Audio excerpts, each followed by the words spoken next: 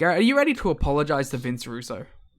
I might actually have to apologize to Yeah, you might actually have to apologize to Vince Russo. We might actually both have to take an L here and apologize to Vince Russo. Or at least bury Dutch Mantel. Vince Russo has not been backstage in several weeks, and the office has told some wrestlers that he is no longer writing the shows. At this point, the wrestlers are under the impression that Jeff Jarrett and Dutch Mantel are responsible for the writing, while Jimmy Hart, Glenn Gilberti, and Scott D'Amore contribute their ideas. Russo continues to get mentioned on TV, so it seems like they're setting the stage for a possible return as at least a non-air character in the future. These shows were better when Vince Russo was in charge. Or, well, when he was contributing ideas. Because we hit that sweet spot, Liam. We hit that sweet spot in June, July, August. Where he was reined in, but still contributing. Yeah, whereas the Russo and Gilberti write it, D'Amore throws in some ideas, and Jarrett edits. And that did seem like, the sweet spot for good ideas on the show, a hot show, good angles, and the show was actually good. And then they did take Russo out, they scaled D'Amore back as well, and then they added Dutch. So... Sorry, Vince Russo, I guess. We blamed you for a lot of things. Some of it deserved. I think we can admit to that. But we do have to say, since your power has been completely stripped, as far as we know, the shows have, in fact, been pretty boring. Yeah, a follow-up on this. Jeff Jarrett and Dutch Mantel have now been writing TNA shows for a few weeks.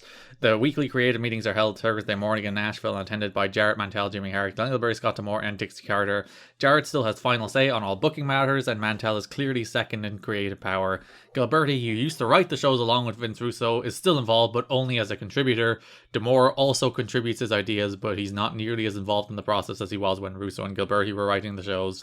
Russo is said to be unhappy about his demotion from the writing crew, but keeps in regular contact with Panda's Dixie Carter. The general consensus is that Russo is being retained by TNA as Carter's fallback plan. And will be for the next decade. But there are some who say Jarrett asked for Russo to remain on the payroll due to their friendship. The excuse Russo was given for being sent home is that Hulk Hogan wouldn't work with the company if he was involved in the creative process. Russo has been telling friends he believes Jarrett would have him sent home anyway because they butted heads creatively quite often over the last 6 months or so.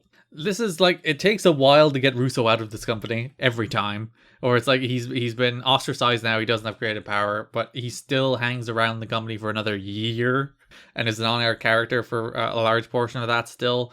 So we'll still have to put up with that for a while. But this is the slow phasing out of Vince Russo. Like, this has to happen so that we get good TNA in 2004, 2005. But yeah, it's a tough transition at the moment. I'm still waiting for these mythical good shows.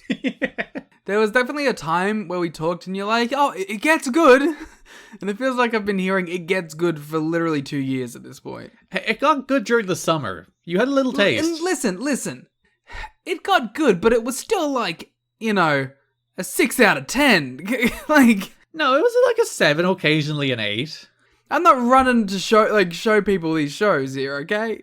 You got like Triple X against AMW. You got like that really good Jarrett Raven title match. You got the Hoovy and Saban stuff. You had everything Dusty Rhodes. You had all the Raven and Shane Douglas stuff. There was a bunch of really good stuff during the summer. I don't know, man. I don't think it was enough to forgive the negatives. You're just a negative Nelly. You just want to run off to your Ring of Honor. I do a little bit.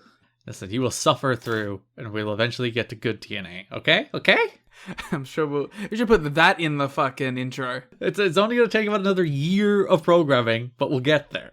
And then, the thing we don't even talk about here is, we'll get there, sure. But then I'll be like, all right, cool, that was a nice 18 months in this 10-year journey where it was good. This better be the best 18 months in wrestling history. But that, 7 to 09 is funny bad, though, so that's good. I can handle that at least. You're getting very negative on the show, Liam. Getting? Yeah, I need a more positive attitude from you about TNA, please. Sorry, I'm representing the casual fan here. No, don't you get me started. I don't understand it. Okay, I get told it's good, but then I tune in and I don't understand. Yeah, and you said this month was good. Well, you didn't, but still. No, I didn't. I said this month was better than the worst month in TNA history.